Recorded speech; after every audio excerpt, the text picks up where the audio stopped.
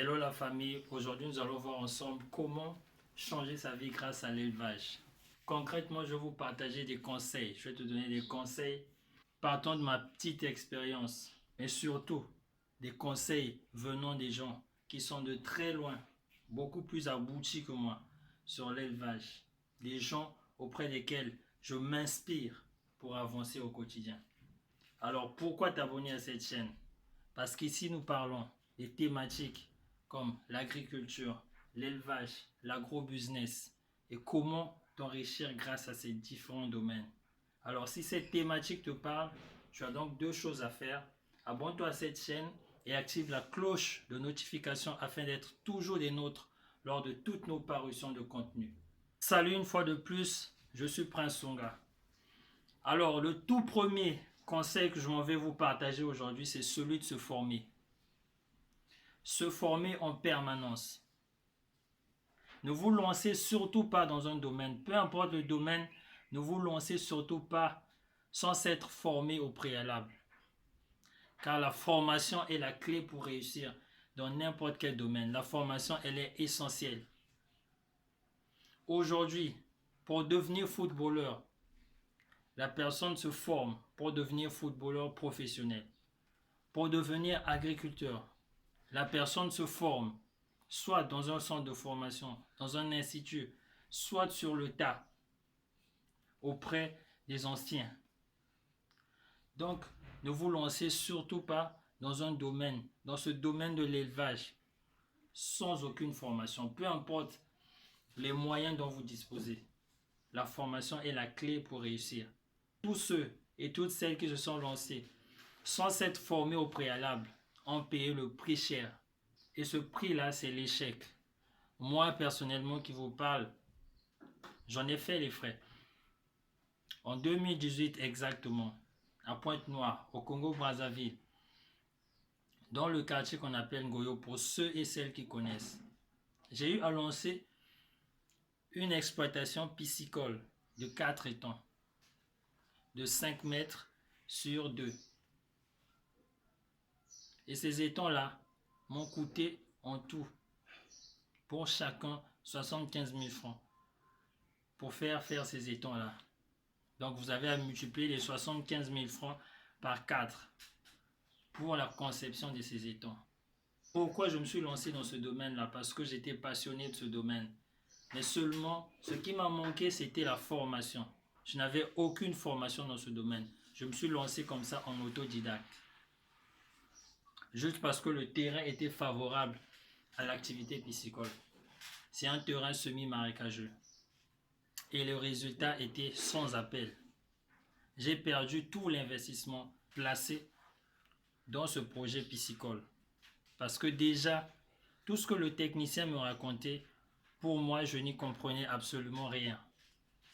Je n'y comprenais rien. Moi, j'étais juste passionné. Donc, tout ce qu'il me demandait de faire, je le faisais. Tout ce qu'il me donnait comme recommandation, comme conseil, je le faisais sans aucune vérification. Tous les fonds qu'il me demandaient d'investir dans ce domaine-là, je les ai apportés. Malheureusement, le projet n'a pas pu aboutir. Le projet a échoué parce que je n'avais aucune formation. Je n'avais aucune formation sur ce domaine.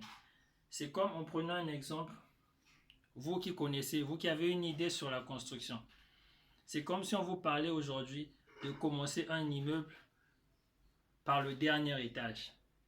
Chose qui est impossible. La construction du bâtiment va toujours commencer par la fondation, par le sous-bassement. Et à partir du sous-bassement, on va monter progressivement le niveau. Le sous-bassement, donc la fondation, le rez-de-chaussée, et monter progressivement jusqu'au niveau supérieur.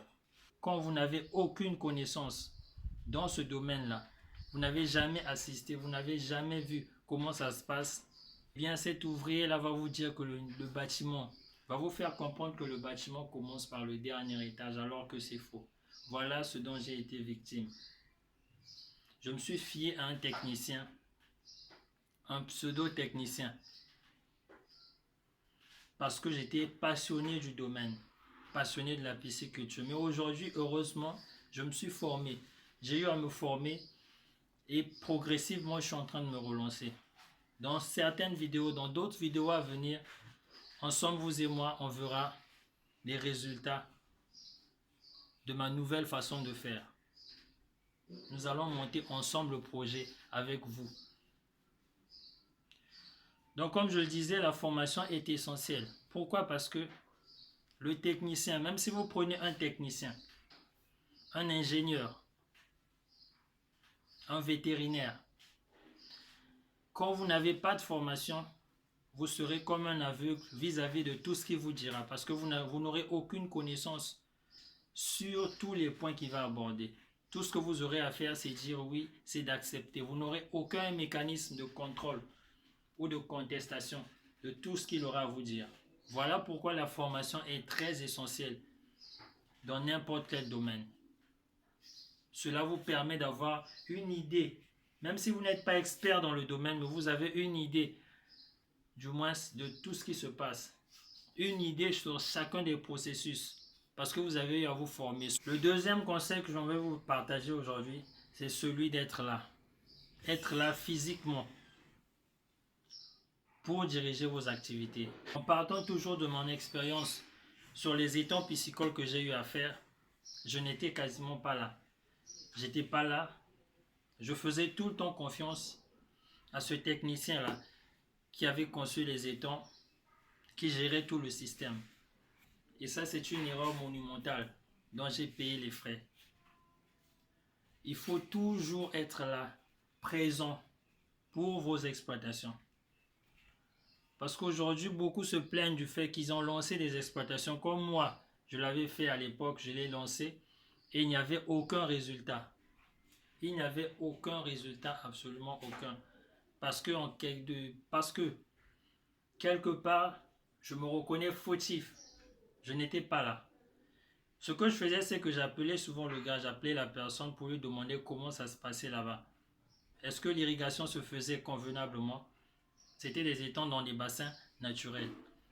On avait eu à mettre des tuyaux donc, pour irriguer, pour amener l'eau d'un cours d'eau qui était juste à côté, à proximité, pour amener l'eau dans la parcelle. Et donc, tout le système, c'est lui qui maîtrisait, c'est lui qui faisait le tout. Moi, tout ce que j'avais à faire, la plupart du temps, c'était de l'appeler et lui demander comment ça se passait. Je vais chercher les images si je peux en avoir pour vous montrer dans certaines vidéos, dans les vidéos à venir, comment tout cela se faisait. Mais donc, l'erreur que j'ai eu à commettre, la deuxième erreur, c'est de n'être pas là la plupart du temps. Et c'est cette erreur qui est beaucoup présente aujourd'hui parmi les jeunes entrepreneurs, parmi ceux qui se lancent dans l'élevage. Beaucoup se trouvent dans les villes, dans les grandes villes. Et ces exploitations, leurs projets agricoles ou piscicoles, leurs projets d'élevage se trouvent souvent dans les coins reculés de la ville. Et ils peuvent faire comme ça un tour dans la semaine ou un tour dans le mois. 2 à 3 tours des fois dans le mois pour s'assurer que tout se passe bien. Malheureusement, le reste du temps, ces exploitants-là, vos employés qui sont sur place, tout en sachant que vous ne serez là que dans 2 ou 3 semaines, ils ne se donnent pas à fond dans la tâche parce que vous n'êtes pas là pour les motiver. Votre motivation personnelle a un impact sur le travail, sur le rendu du travail du personnel. C'est donc le deuxième aspect dont je vous prie de prêter vraiment attention. Être là physiquement sur le terrain lors de toutes les étapes de la conception jusqu'à l'aboutissement de votre projet. C'est comme pour la naissance d'un enfant. Il est essentiel d'être là lors de toutes ces étapes afin que vous puissiez maîtriser le mieux possible la croissance, le développement de votre activité. Que vous soyez là au quotidien pour voir les points faibles et les points forts, les points à améliorer afin d'avoir un meilleur rendement dans votre activité. Le troisième conseil que je vais vous prodiguer, c'est celui de transformer votre production. Comme le dit un adage, produire c'est bien, mais transformer c'est mieux. Aujourd'hui, l'une des raisons pour lesquelles nos parents que nous avons vu faire de l'élevage, de l'agriculture depuis l'enfance, sont demeurés pauvres ou demeurent pauvres, c'est parce qu'ils ne transforment pas leur production. Quand ils produisent l'igname, le maïs, l'arachide et autres, ils prennent ces productions-là tout de suite, les revendent sur le marché. Résultat, c'est que la tomate pourrit sur le marché. Le surplus d'ananas pourri. Le surplus de mangue pourri.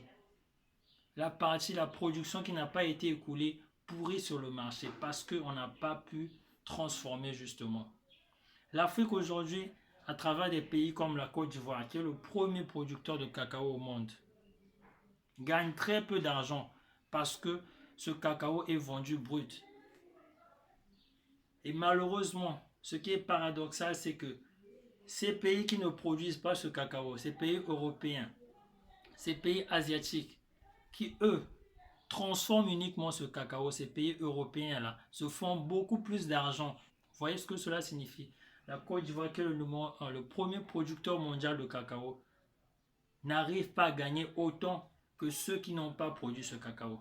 Ces pays européens, ces pays asiatiques l'ont compris. Ils attendent que la Côte d'Ivoire produise son cacao. Ils achètent, transforment et se font beaucoup plus d'argent. C'est clair. Voilà le chemin vers lequel nous, producteurs, devons nous diriger. Nous, agriculteurs, éleveurs, devons nous diriger. Nous devons transformer ce que nous produisons. Peu importe ce que vous produisez, que ce soit du mouton, que ce soit du poisson, que ce soit du porc, transformez-le. Faites de la charcuterie. Le poulet, transformez-le. Tout ce que vous faites, arrangez-vous à le transformer, que ce soit du piment, que ce soit de la tomate, transformez. Parce qu'en transformant, vous allez y apporter de la valeur ajoutée. Et cette valeur ajoutée va faire toute la différence. Quand par exemple je produis du poisson, j'arrive sur le marché, il y a surabondance du poisson. Qu'est-ce que je fais? Le poisson étant une denrée périssable, je vais subir le chantage de ces vendeurs, de ces commerçants, de ces acheteurs-là, ces grossistes.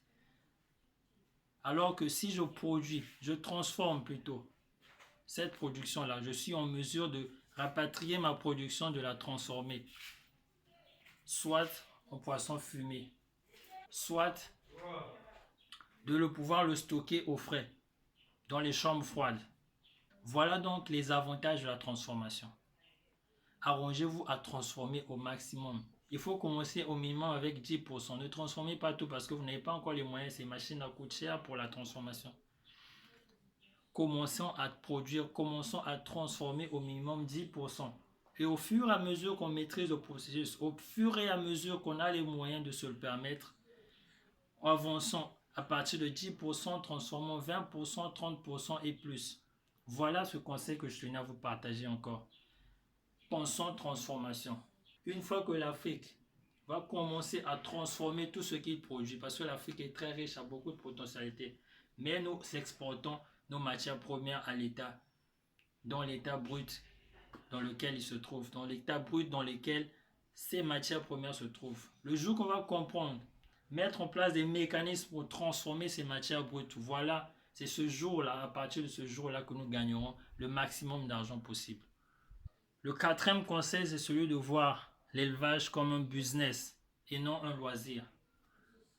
Beaucoup aujourd'hui se sont lancés dans les business parce qu'ils sont passionnés de ce business-là. C'est tout. C'est comme moi à l'époque, comme je vous ai dit en 2018, je me suis lancé dans la pisciculture parce que j'étais passionné dans ce domaine. Parce que je suis passionné de ce domaine-là, d'élever les poissons, voir grandir les poissons, voir les poissons dans les bassins, ça me procure du plaisir. Mais seulement si je veux réussir, si toi et moi voulons réussir dans ce domaine-là, dans l'élevage, nous devons voir notre activité comme un business et ne plus le faire comme le faisaient nos parents à l'époque, juste pour la subsistance. Non, il faut rêver grand. Commençons petit avec de petites superficies, mais tout en ayant dans la tête l'ambition de faire beaucoup plus grand, l'ambition de pouvoir produire et nourrir pas seulement notre région, pas seulement notre sous-région, pas seulement notre pays, mais aussi et surtout l'Afrique et le reste du monde. Donc, faisons nos activités, faisons nos élevages en ayant de grandes ambitions. Ne pas faire juste pour la subsistance. Mettons en place des systèmes, des mécanismes qui vont nous permettre de faire exploser nos activités. C'est ce que je vous recommande comme conseil, comme quatrième conseil. Ne faisons pas les activités juste par passion. Je prends un exemple. Tu es dans un pays musulman, tu veux faire l'élevage de porc. Tu es conscient que ça ne marchera pas. Tu es passionné par l'élevage de porc, mais du fait que tu sois dans un pays musulman, ce business est voué à l'échec. Là, c'est l'exemple typique de quelqu'un qui est passionné. Au-delà de la passion, pensons résultat. Au-delà de la passion, pensons business, pensons réalité du terrain. Travaillons pour faire accroître, pour exploser nos business. Pensons rentabilité, pensons argent. Et ne pensons pas uniquement sentiment, ne pensons pas uniquement passion. Comme bonus, je vais vous recommander donc de recruter du personnel qualifié. Entourez-vous des sachants. Vous avez investi beaucoup d'argent pour l'achat ou la location de votre terrain. Vous avez investi beaucoup d'argent pour la construction des bâtiments ou des édifices, des infrastructures pour lancer vos activités. Vous avez investi beaucoup d'argent dans les équipements, les machines agricoles ou autres. Mais ne pensez-vous pas qu'il serait sage également d'investir dans le personnel qui va diriger votre structure, dans le personnel qui va vous accompagner dans l'accomplissement de vos rêves, qui va vous accompagner dans le développement de votre structure? Il est très essentiel de vous entourer du personnel qualifié. Sinon, vous allez prendre des personnes qui sont amateurs, qui vont évoluer dans votre business jusqu'à ce que le business va échouer, va tomber. Parce que selon les statistiques, 95% des business qui sont lancés au bout de leur 5e année disparaissent. 95% de ces business disparaissent. Donc il serait sage, très sage de réfléchir à cette question quand vous lancez dans votre activité. Entourez-vous des personnes qualifiées. Sinon, formez-les vous-même. Vous êtes qualifié dans ce domaine-là. Vous êtes qualifié dans l'élevage de porc. Vous maîtrisez le processus de A à Z.